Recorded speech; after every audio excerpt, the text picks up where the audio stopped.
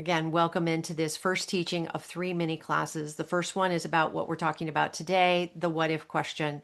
And really, it is an outlining method or a way to stick your idea, unstick your idea and move you down the line of your project. And it doesn't matter when you do this process. You can do it when your book is all done in many ways. Where you're at right now, Melody, you could be working a what if scenario around the entire project. And a great thing if your hands aren't doing great at that point or you're in recovery is just to record the answers. What if, what if, what if, what if? Because the what ifing has a tendency to bring us into a creative space. It doesn't last too long, about 40 minutes, but it brings us into a creative space where we're reworking our idea in a more concise way. It's putting kind of banks on the river of our great imaginations or our great vision. And the what if question, especially if it's parsed out into small little answers, starts to access a different part of our brains that we've been working and using. The executive functions, all of those things that keep the whole thing going, like our lives. So this is the first video. The next video or the next teaching we're going to do is about plot. And we're going to ask you to look at the 7 basic plots and ask yourself, which one is mine? And it doesn't matter, memoir or novel, it's there. Plot isn't something you force on a story. Plot is something that reveals itself. And so I want you to spend some time with that. That'll be the next week we do, next Monday. And then the last one is going to be about the complexity of your antagonistic forces, which goes right to what Mary was saying, like, I'm not feeling any tension. Well, that probably means that the character sketches haven't been worked out well enough to introduce what that character wants at a primary value-based level and what's blocking them from getting it, and then her turning the volume up on that. And so antagonistic forces really helps to grow that thinking. So here we are again, landing on the what if questions. I sent you all this video in advance and I asked you, could you watch it and do the exercise? So what I'm going to do is I'm going to split the teaching. Conrad and Mary, I'm recording this, so you can go back and watch what I'm about to tell them. But what I'm going to give them is like a mini version of the what if thing. Okay, so you guys, I want you to go to the next stage of the what ifing, which is sharing with each other. And here's what I want you to do. And for all of you who are watching this and like, oh, I didn't have a chance to do the video or I didn't have a chance to do this, this is what you do in the staging out of the what if questions. One, you do the exercise. Give it a try. Just invest 40 minutes, try it. Mary and Conrad did. So now I'm going to pair them up.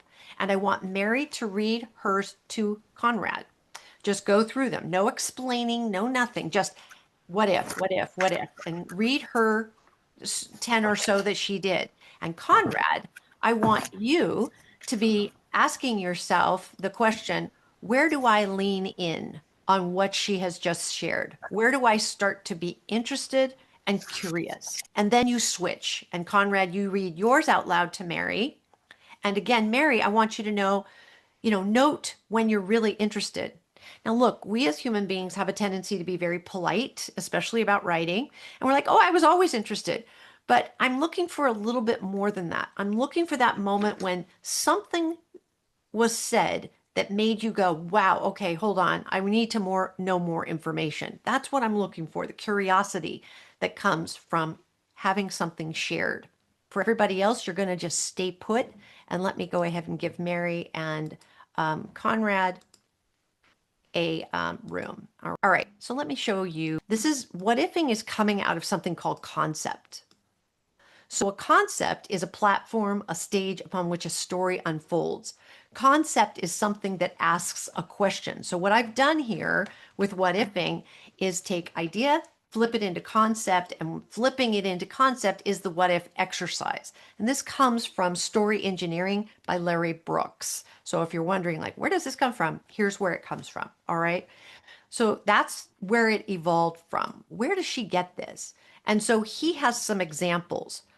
Instead of, I'm writing a story about a ballet dancer who loses her leg at the knee, the what ifing is, what if a ballet dancer loses her leg at the knee? but perseveres against great prejudice to become a professional dancer. It's just the addition of the two words, what if, to the idea.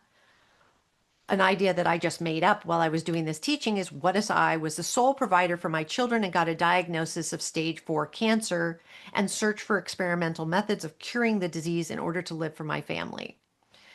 Another what if, I just made this up. What if a child was so severely abused he could not connect with other human beings, couldn't trust, couldn't experience joy, and then a therapy dog is brought in who helps him? So let's just pause right there for a second. That's what if is in a nutshell. So you're being asked, no matter where you're at in your project, to take your idea, my idea is, and just put the words what if at the front. So that's the very first exercise. What your idea is, what if at the front. Then the next step is what starts to be very interesting, is that you start to break this down into smaller bite-sized pieces. Now, you could see this slide here. This is the bigger Bones of Storytelling class where we have more time to spread out. These are mini classes, so I'm just going to shove some of this to the side. But I want to show you how the what ifs evolve. You start to break them into smaller bite-sized pieces. And this is where the magic starts to happen, where you start to get more energy in your story. So I'm just going to pick the second one. What if I got a diagnosis of stage 4 cancer and then searched for experimental methods of curing the disease and did so successfully for the sole purpose of living for my family? Okay, that is basically 3 ideas. So what I've done now is broken it into smaller pieces, which is, what if I was the sole provider for my children?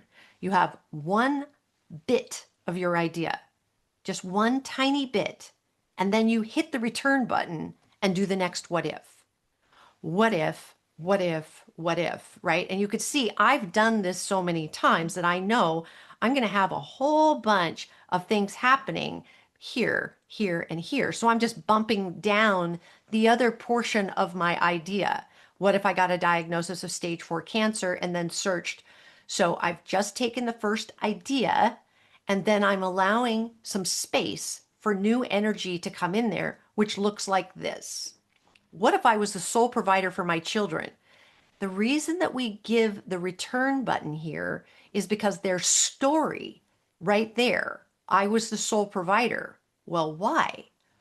What if my husband died 3 years prior? That's why I'm now the sole provider.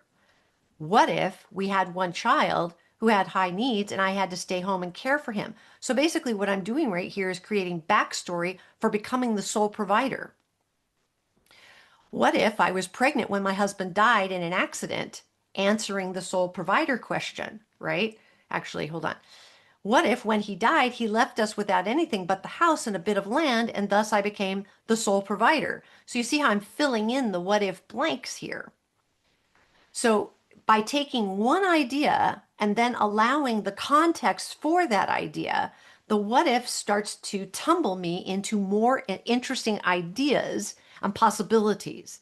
Could you do this with memoir? Absolutely. We know what happens in our memoirs, but we forget tiny little instigators of moments. We forget, and only when we've really started to break it down like this into little tiny bite-sized pieces, like little sesame seeds, we start to see all of its promise and potential, right?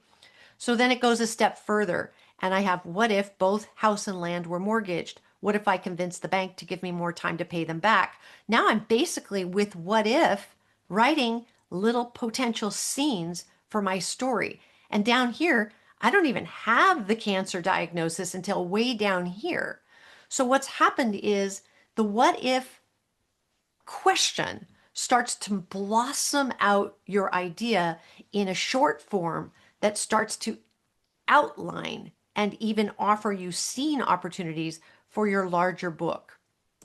Okay, so I'm going to just stop there because, again, this is a mini class and it's not supposed to be, the whole Bones of Storytelling process, which is, quite wonderful in a 10-week class, but this is a good taste of it. So any questions about what I've just shown you? And is this making sense to you? Are you already starting to see your mind tumbling with this exercise?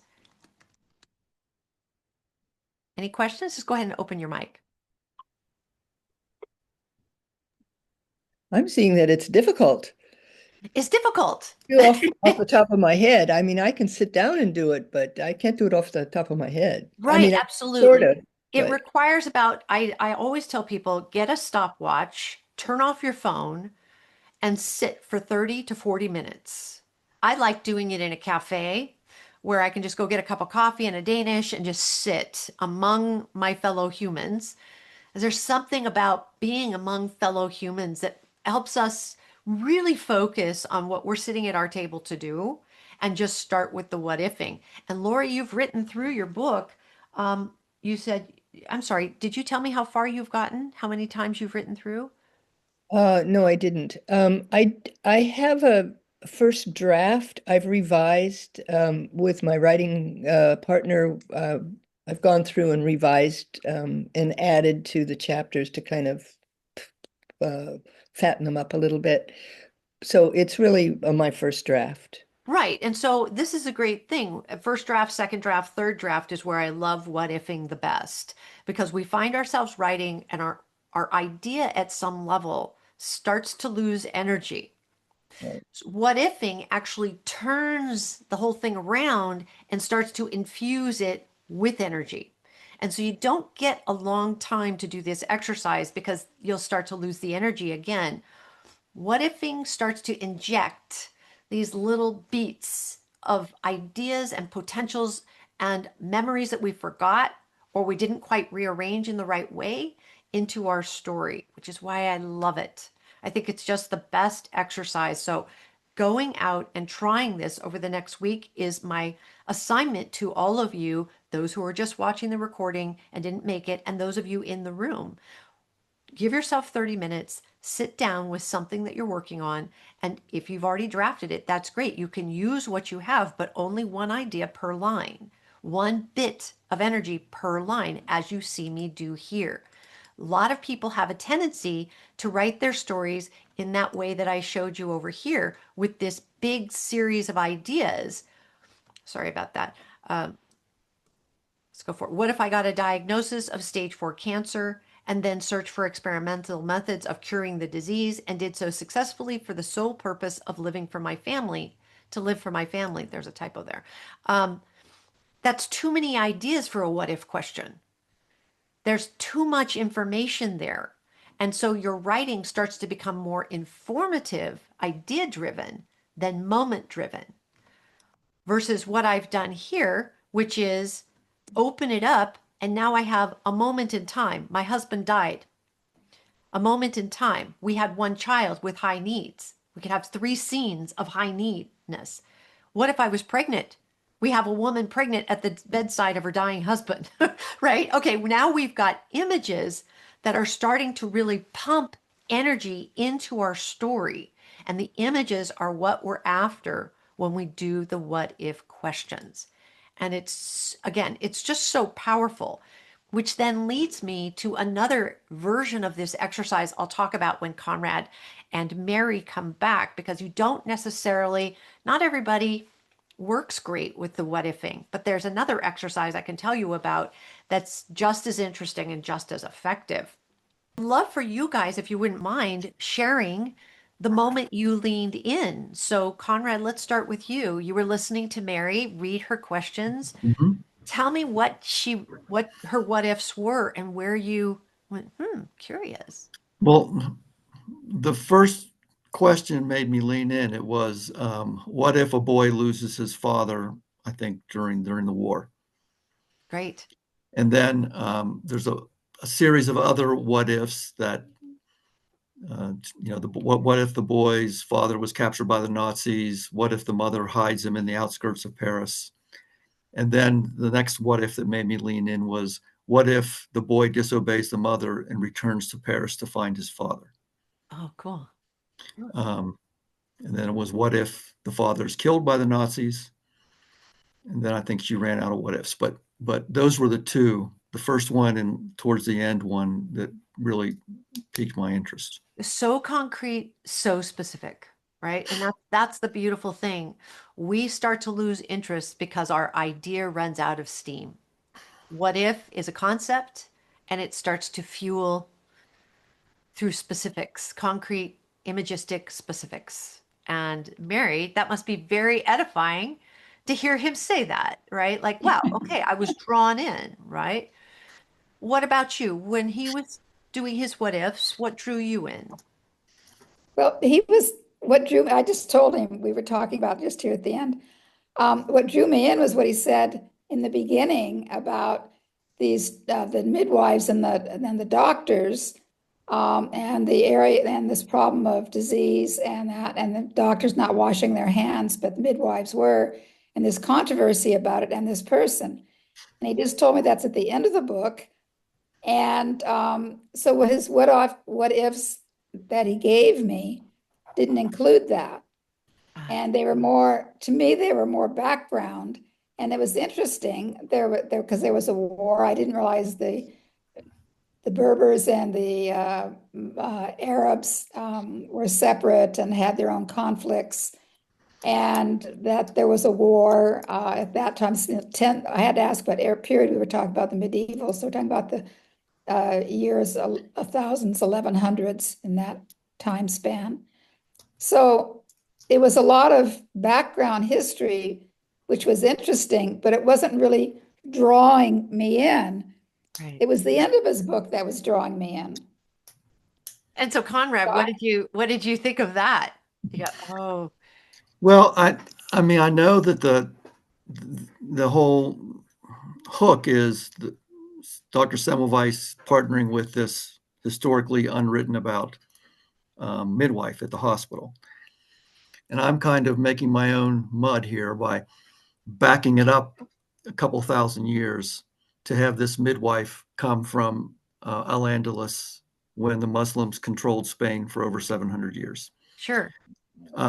So I get what she's saying. It's hard to jump in at that point when you know what my ultimate goal is. Yeah. Yeah, I probably could have done what ifs from a different part of the book. I should have what if towards the end of the book. Not necessarily. This is really good Uh, information because the majority of the story exists near the end of our book. And we just learn we needed to do that research for ourselves, but the story part is way at the end. This has happened to me so many times. I've written hundreds of thousands of words, and the story is there in the last six chapters. And so I have to bring those six chapters all the way to the front and start there very surgically entering, bringing in all of the backstory that's contextually necessary for the character story to flow because we are really drawn in by people. You were drawn in because Mary told you about a boy Mhm. whose father died. That's very concrete, that's very specific. And then the conflict, of course, is mom tells me to do this, and he's like, no, I'm going to do that. Typical, typical youth story. And then, of course, we have World War II and we have Nazis and we have Paris. I mean, you just have so many elements that we iconically are connecting with. So there's no wrong with what ifing. You're not doing anything wrong. The question always is, how can I inject more energy into my idea? How can I inject more energy into my story and to my process, right? How can I see this thing through? And if you're not so compelled that you have to write your work, something's needing energy. What is it? Right? What's Mhm. the problem? And there's always problems in writing. And so, what ifing is such a great strategy. Now, again, I just detailed this for all three of these guys. So, you guys all go back, watch it again. What ifing is something you watch it again and again and again, and you get something new. But based on your experience right here, Conrad and Mary, they're kind of showing everybody who's watching this where you're going. And so I want you guys to be thinking about what you would do next with what ifing because there is a next thing, which is Mhm. do it again. Sit down for another 30 minutes and do it again. Now, you may redo what you already created, or Mary, you may end up moving to another character sketch, another chapter, right? And just try it. So, those of you who haven't had a chance to do it, go do it. And again, keep it simple. One one image or moment in time per line. If you overload your lines with this happened, that happened, this happened, that happened, that's what's sucking the energy out of your writing already. Don't do that. That's the problem isn't that you're not writing a great story. You are. The problem isn't that you don't know what you're doing. You do. The problem is you're biting off too much. Your big mind is doing more work than your physical form can actually create story around. And then, of course, that leads to a whole conversation of showing versus telling, but that's not what this conversation is. I want to tell you about one more technique. And if what ifing doesn't give you the charge you're looking for, I'm going to tell you about a technique I learned from Robert Olin Butler. And this is a book called From Where You Dream. And this is in the video as well. He is a very interesting writing teacher. And since I have a little bit of time, I'm going to share it with you. He's a Pulitzer Prize winner. He's written several books. He's a teacher in Florida, I believe. I'm not sure if he's still teaching in Florida, but he won the Pulitzer in 1993. He's a Guggenheim Fellow, and he's clearly a brilliant man. And he teaches a very specific method, which is called kind of writing from the white heart hot center, which always makes me uncomfortable when I say that. I don't know why, but he's just like right from the heat of your story, and the heat is always concrete and specific. It's always image versus idea. And so the long and short of his teaching on this is to try this technique. So what ifing is over here and the Butler technique is here, which is that you create what's called a space of time. He calls it being in a liminal mind frame.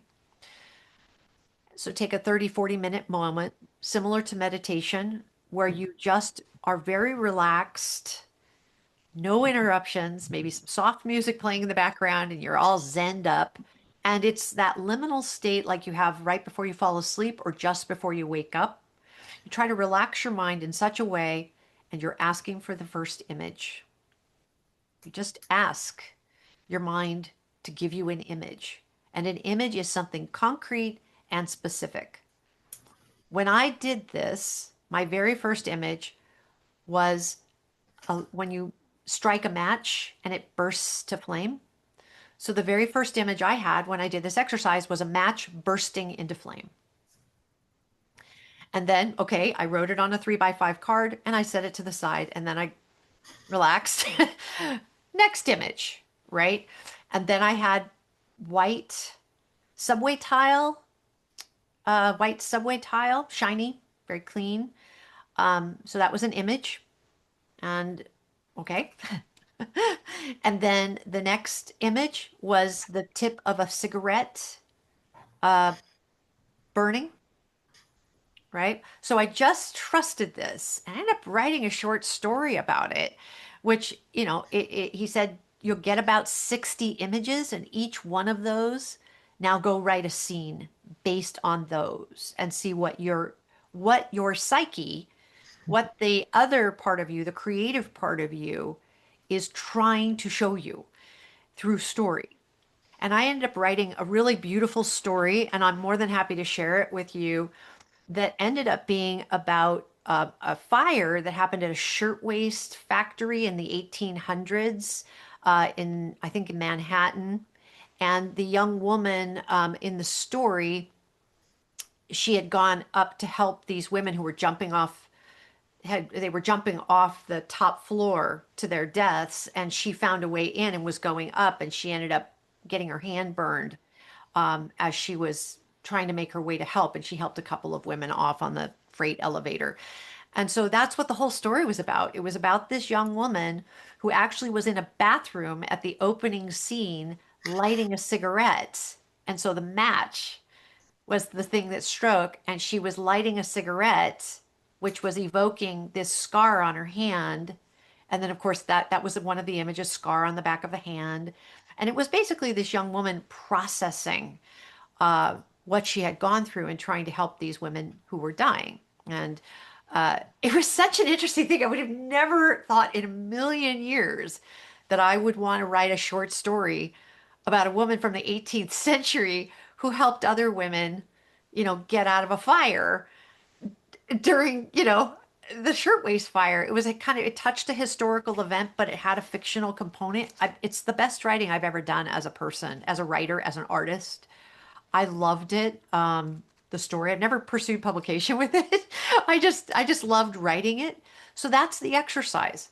I And have I go have a ahead. question. I'm sorry.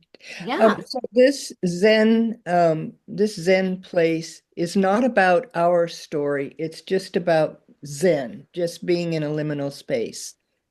It could be your story. So here's how to take it with what you're currently working on. Come into a liminal space and say, give me the first image, an image in relationship to my story. I was just doing it to, and just give me an idea. I don't even know what to write. I was completely wide open. But Lori, you could say, okay, give me an image from my book, just an image, and see what comes out. And you're going to be surprised. Okay. Like somebody biting an apple. Oh, biting apple. Don't ask more. Just ask for the image and then write that down. So, yes, you can apply it to your current project. My example is obviously because I just decided to do it. It's called A Summer Day, and I'm more than happy to share that story with you.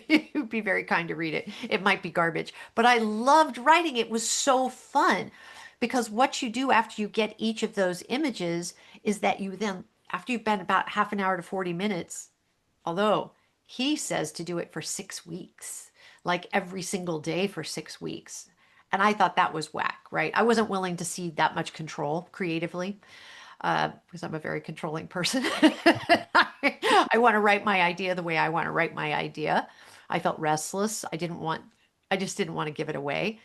But it's a very expansive exercise, and he absolutely insists that you write from where you dream, that your ideas are not the story. Your story actually exists within the images themselves. And if you can trust the images, you're going to find the white heart center, the white hot center, according to him. I would call you're going to find the true heroism and the true meaning and the true message of your story through the image, which is a great lesson. There's a not by images or not by thought, but by images. Ann Hood, I believe, the great editor, Ann Hood said that we work into wisdom through image. That's why there's so much power in the Om symbol in Buddhism. The Om contains all of enlightenment, according to Buddhists, right? And there's so much power in the crucifix. Immediately, the crucifix evokes imagistically the entire scriptural story from the Old Testament to the New.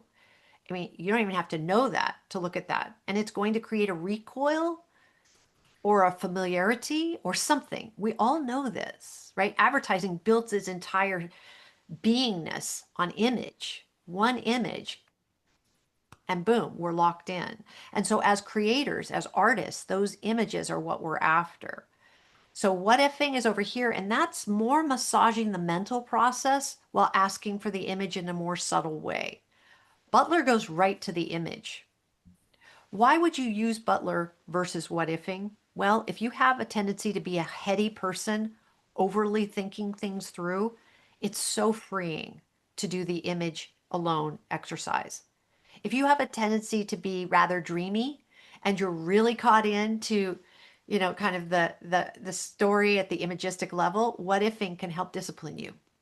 So I like both of them as options, and they can get us unstuck at any time and start infusing energy into our books. Any questions? We have a lot of time for, well, not a lot, but we have some time for questions. So please. I have a question. Yeah. What if I kind of tend to be on the dreamier side and the image side. So what if you combine the exercise into one rather than two? Yeah, do it. So I've never heard somebody say that, but I'm like, yeah, it's your world. Do what you want. See what happens. start with the images and ask the what if about the images. Yeah. I mean, every story, this is very advanced teaching. When I'm working with writers, first I want to help them become present in their writing enough that they can write moments in time, scene. and then use exposition in skillful ways, right? But eventually we get to this level of what we're talking about right here, which is Gordon Lish called it consecution, which is the sequencing of events in your story, and it's always imagistic. You don't tell the reader, you show through image what the underlying story is and really what the story is itself, right? And so consecution starts with image and pulls all the way through. So starting with the match, alighting is the whole story. It's fire,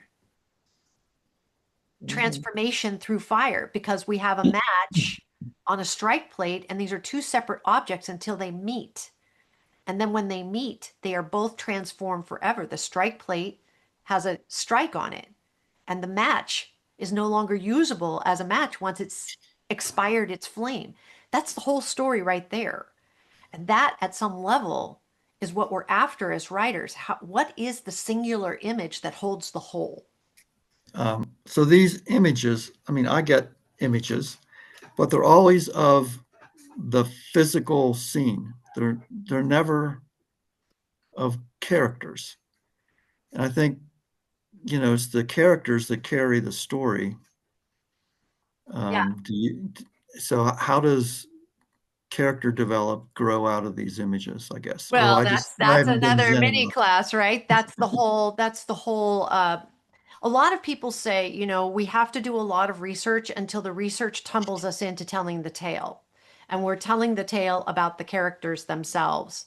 And I agree with that. I mean, you're at the stage of research right now, Conrad, where the particular characters haven't necessarily thrown themselves at you as pick me, I'm your hero. Pick me, I'm, the sideliner to your hero. I'm your antagonist to your hero. Pick me, pick me. And that you'll get a cast of characters that will start to emerge that way. Pick me, pick me. And they'll fit into their character roles, as you know, when you took the bones of storytelling, right? Mhm. So don't worry, that happens naturally because of our own psychic structures. We all have these kind of archetypal characters already at play within our psyches. And we see this when we do dream analysis, right? I'm Jennifer. I have a mother and a father and a children and an ex-husband, all that. Those are the characters in my outer life. But in my inner life are a whole cast of archetypal characters who are actually governing the journey that is Jennifer's life, right? This is kind of basic psychology at some level. We want to know what's going on at the inner level. Well, your novel is showing you what's going on at the inner level, which is Mhm. you're getting to know the big story right now, the historic story, but then the characters will step forward and say, okay, I'm on the stage now, I'm ready to go. They're being informed by your research. So don't push it. They should just show right up. Uh, the problem is it takes so much longer than we ever expect, right? So, what a great conversation, you guys. And we're just such powerful imaging machines, and we're so imaginative and we're so creative that hopefully these two exercises help you get through whatever stumbling block that you're going through. And now, next week, I am going to send you a little clip of a video. It's going to be shorter, but it's on the 7 basic plots. And I'm also going to send you the 7 handouts. And what I'd like you to do in preparation for that is ask yourself, which of these plots is mine? It could be several. Which one of these is mine? And so when you come in next week, and for those of you who are watching this, pay attention to that because we're going to talk about that. And I hope that you use this exercise, this what if, to inject a lot of energy into your class. And thank you guys for being here on Labor Day, uh, on our holiday. Right, thank you. Take good care.